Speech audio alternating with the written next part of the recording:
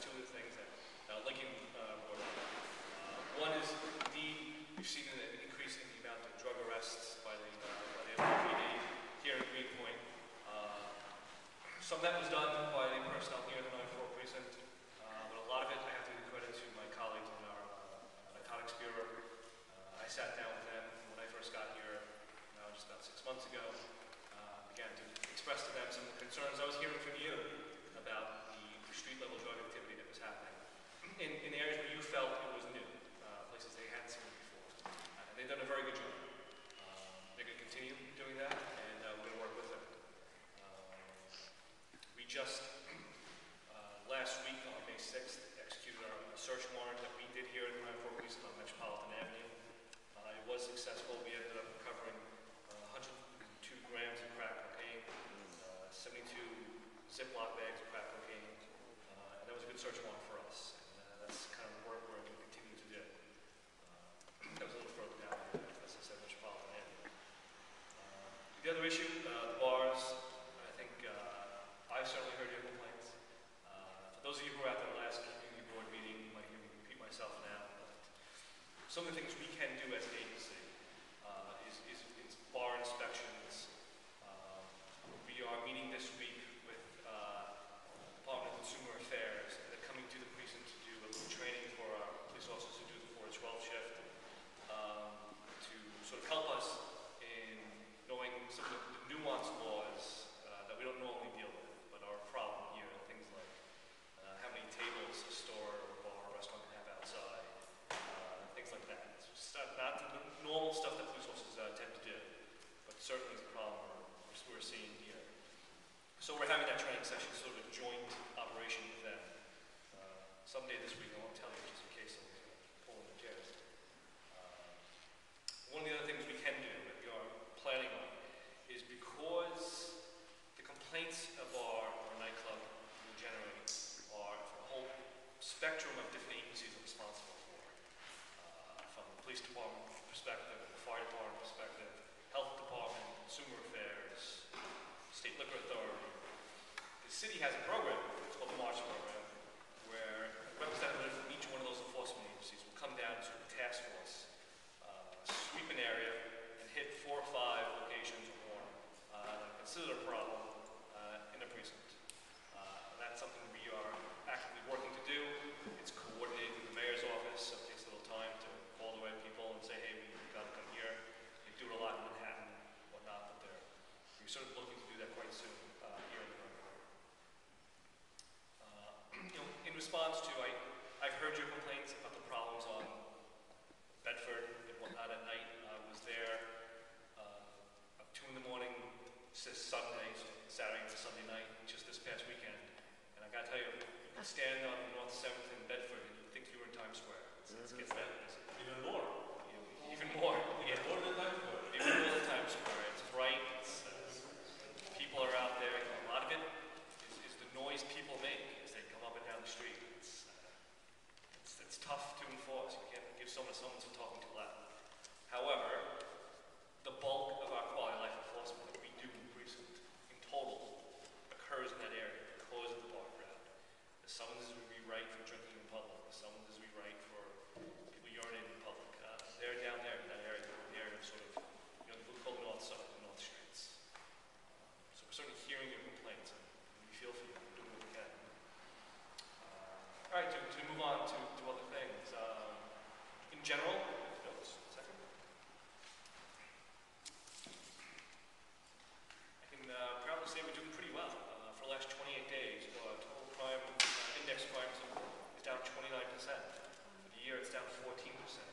That puts us as about the 6th best precinct in the city for crime reduction for the year. And if you take our total crime that gets reported to us as far as we call the index crimes, the felony crimes, it still puts us at about the 7th or 8th best precinct in the city for lowest crime. And that's comparing us to places like Central Park, Park Slope, Green, stuff like that. So we're doing pretty well. That's not to say we don't have our issues. Just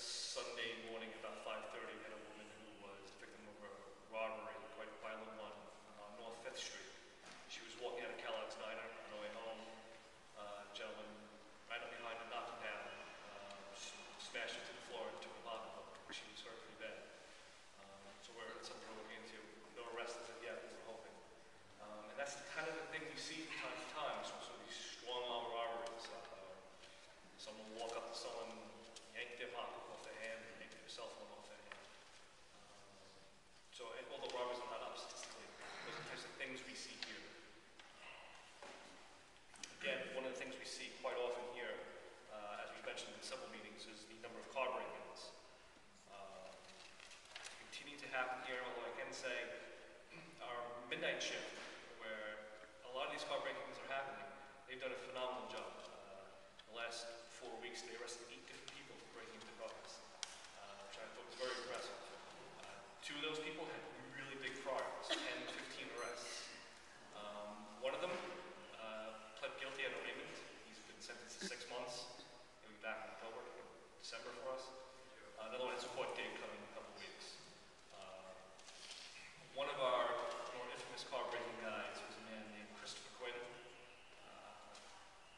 We've mentioned him in other meetings before. In fact, we spoke about his certain history with the legal system at our last meeting. At our last meeting, one of the questions was, can people be sentenced to drug rehab and whatnot? He was the guy I mentioned. He was arrested in January, pled guilty, decided he would go be sentenced to drug rehab for 6 months, or if he left drug rehab, would be then found not have to go to trial, but sent right to prison for about 1.5 years. Well, in the last 4 weeks, guess who came out of drug rehab?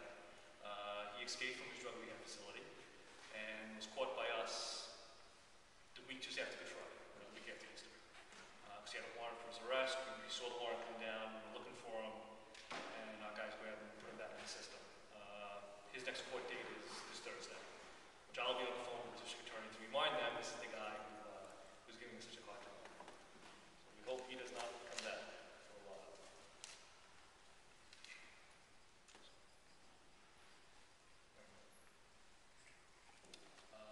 One of the other issues that's come up quite a lot in the last few weeks is the concerts that are coming to us. The concerts, what they're worth, they're great for the community in many respects. It's why people want to live here and work here. However, for those of you who are very close to the concerts, it can be very difficult. The following people who are going to be on the blocks.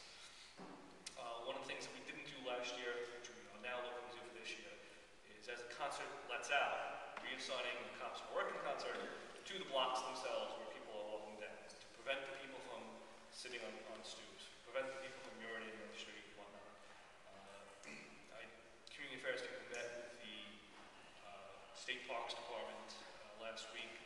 One of the things they're looking to do to help us is move the location of the porta potties to close to the exits, so people have a chance to sort of take care of themselves before they walk out to the streets. So these are some of the things we're looking to do. I don't know yet how many police officers will have to be assigned to each concert. Each one will be handled a little bit differently, the size of the band, expected crowd. But it's certainly something we're looking to address. So that's kind of about it for my update. Real quick before I forget, we have a newly assigned crime prevention officer to the precinct. Not new to the precinct, Officer Henry, standing over there. And he's been in command for quite a number of years. He has 20 years of the job. And he's been given a new assignment of being a crime prevention officer. So for those of you who would like your apartment inspected by the police department, to make suggestions to keep it a little more safer, things for your property and whatnot. I also invite you to go on the Police Comm's website, click on the crime prevention section, and there's several pages of tips and things